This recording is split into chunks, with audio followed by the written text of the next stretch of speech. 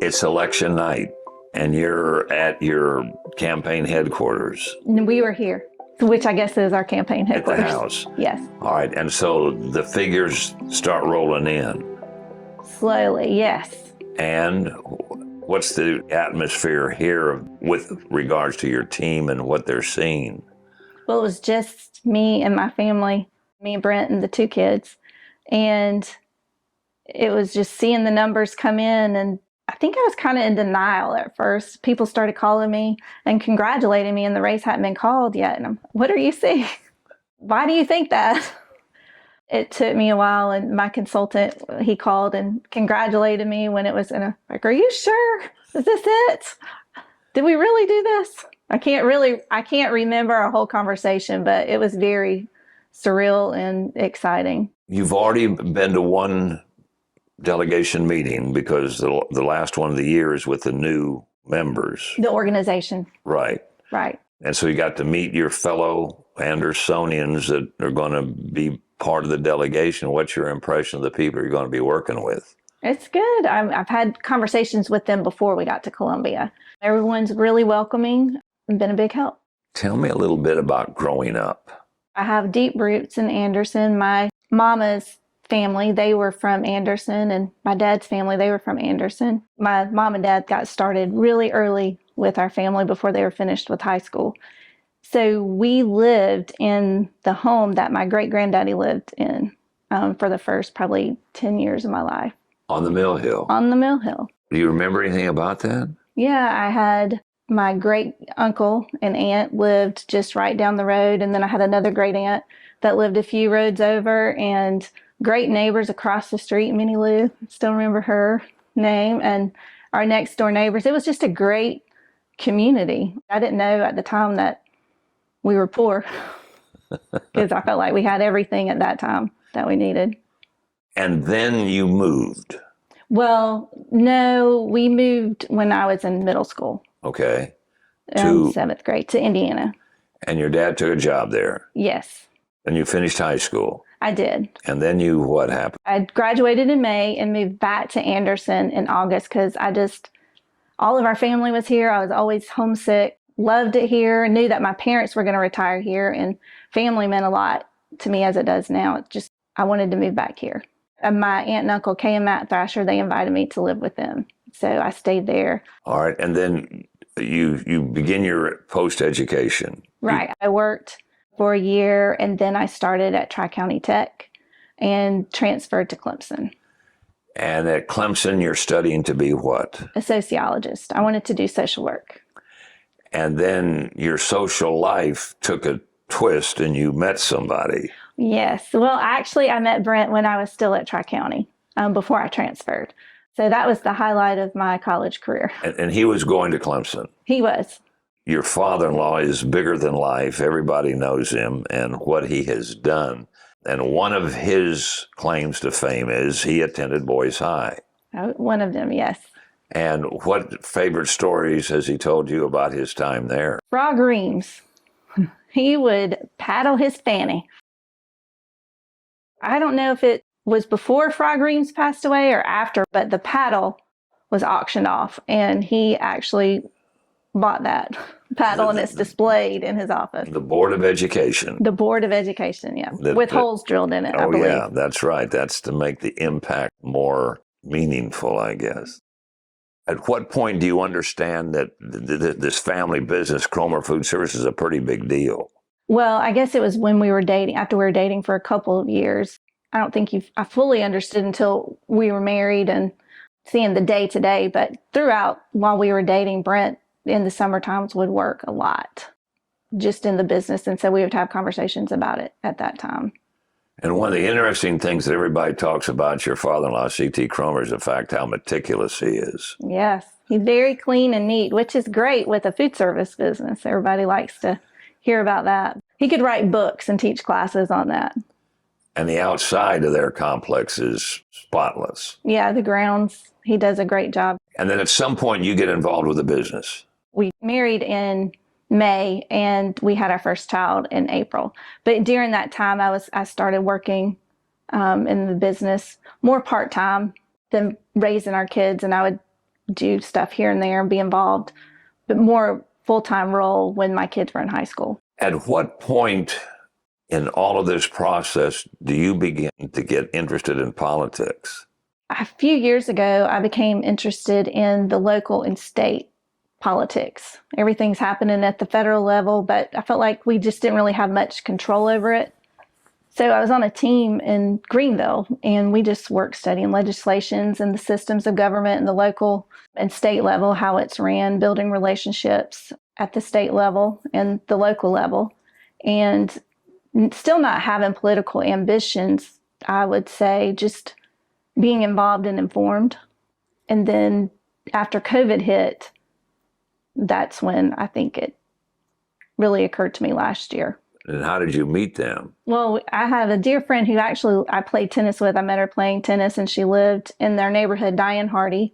And she kept inviting me to this training. And I was raising my kids and working part-time and just all the balls in the air with that. And I said, as soon as my kids are old enough, I promise I'm going to come in. I'm very interested. I love what you're doing. She always had a positive impact in the community wherever she was. And so I took the training and just learned about the systems of government and how important self-governance is. And the goal of this team is to what within the community?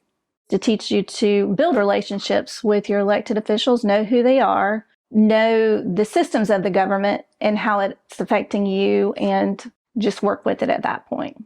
You indicated that COVID turned things around for you. Go back and pick up your story from there and how that affected the decision you would ultimately make. COVID hit, and our business was definitely impacted.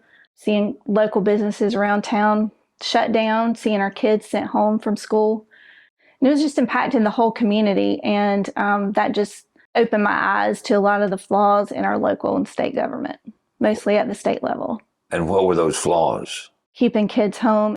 I think that should have been more of a local and state level, and shows the bureaucracy has way too much power. The fact that the government was telling you how to run your life. Yes. And, I don't think there was a lot of clear information out there. You were getting miscommunication, misinformation, and some businesses, Walmart, Home Depot, they were able to stay open all the time. Target, but weren't they declared? Right, but with the whole stores, I just think it should be more up to the people. Give them the information and let them decide what to do with it. So you see what's happened to COVID. You see that this hasn't gone the way you might have wanted it to go. What's your mental process now to do something about it? Well, I was trying to find someone else to run in different positions across the state, the upstate. And then just during that process, it just occurred to me that you're asking other people to do what you're capable of doing in the time of your life when you could do it. And that was very uncomfortable for me. I told Brent, I said, I think that the Lord is telling me I need to run for this seat. And he said, no, he's not. It just kept bearing on me. And so we were talking, and I said, well, if you really think that this isn't for me, then we really need to pray that the Lord takes this burden away from me, because I really feel like it's something that he wants me to do, but it's not really my personality. So I could be wrong. And so we prayed over it for about 6 weeks, and we came together and we're like, yeah, this is something we need to do. And I say we because it was a family effort. Was there ever any doubt as to what office you would run for? This was the only one. Just a House seat, even though it had a 20-year incumbent? That was, yes, especially because it had a 20-year incumbent. I believe in term limits. Of what? What's the term limit? For me, I've term limited myself 8 years. This is it's a community seat, and I feel like 8 years is long enough because you're there for so long that it could be easy to lose touch of the community that you're representing. But in losing touch, does it not take time to develop your seniority down there and be in a position where you can get things done? And the House is not based on seniority. People could perceive it that way, but I have, with my business experience and everything else, I'm more than qualified to get things done. And the government shouldn't be set up that way. It's not set up that way. It's just how it's currently ran. You've never run for political office before. So how do you go about setting up a plan, and who do you talk to get information on how I run a campaign and what I need to do to get elected? I met with a couple people in family and close friends first and just asked their opinion, asked for wisdom, and a couple people I asked their permission because it would affect their life as well. You had to figure out a plan to get elected. Who helped you develop that plan? I hired a consultant. And looking back, was that a smart thing to do? Absolutely, because I'm not a politician. I didn't know how any of that worked. I just felt like this is what I needed to do, and I had a great experience with Ryan Gillespie. He's my consultant. And what did he basically in those early meetings tell you had to do if you wanted to be an incumbent? We just developed our mail plan, how many pieces of mail we were going to send out, and a door knocking list, because I had met with several other people who had beat incumbents, and I was, what's the secret sauce? Grassroots. And so that was the basis of my campaign. And explain that when you say grassroots, what did you physically do day after day? So from 10 o'clock until 6 o'clock or sometimes later, I would knock doors. I had a door knocking list, and I wanted to run for the people, and the only way to know exactly what the people need is to get out and talk to them. And so during my campaign, I knocked over 4,000 doors and I met wonderful people. I mean, our community is just amazing. Were you doing this by yourself? So most days I would do it by myself. Sometimes I would have somebody join me. Then after work, Brent started knocking doors, I guess maybe in April or May. What list are you working from? You said you had your knock door list. What list is that? My consultant came up with the list. Of likely Republican conservative voters? Most likely to vote in the primary. So it was just primary voters. Just these people? Republican primary. Okay. Would they open more often than nobody would come to the door? What was your... It would just depend.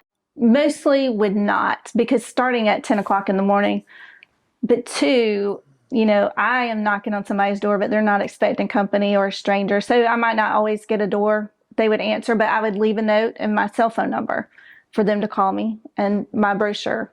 I would at least get 3 calls each day. Would you really? Mm-hmm. And what would the people on the other line want to know? They would want to know, they said, I got your brochure, appreciate what you're doing, tell me a little bit about yourself. It was a very positive experience. All of those doors, and it was maybe 2 doors was hard, but everyone else, it was just, even if they were voting for me or not, it was always a great conversation. So what was your pitch to them if somebody did come to the door? Just, you introduce yourself. Yeah, I'd say, hey, I'm April Cromer. I'm running for State House District 6. I said, I'm not a politician. And people love that. And that I have no political aspirations, that I have a lot of business experience. And they would ask what I did with our company, and I would explain my job of the internal operations auditor.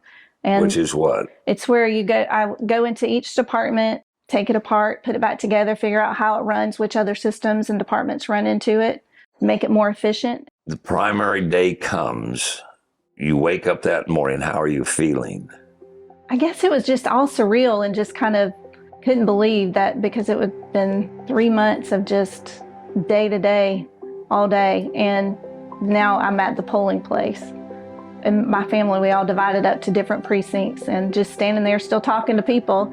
And at the polling place, it was a great reception still. People coming in and cheering me and say, oh, I'm here to vote for you. I'm so excited to see you. It was just such a positive experience. It really was. But going against a 20-year incumbent who also had a good campaign, I didn't know.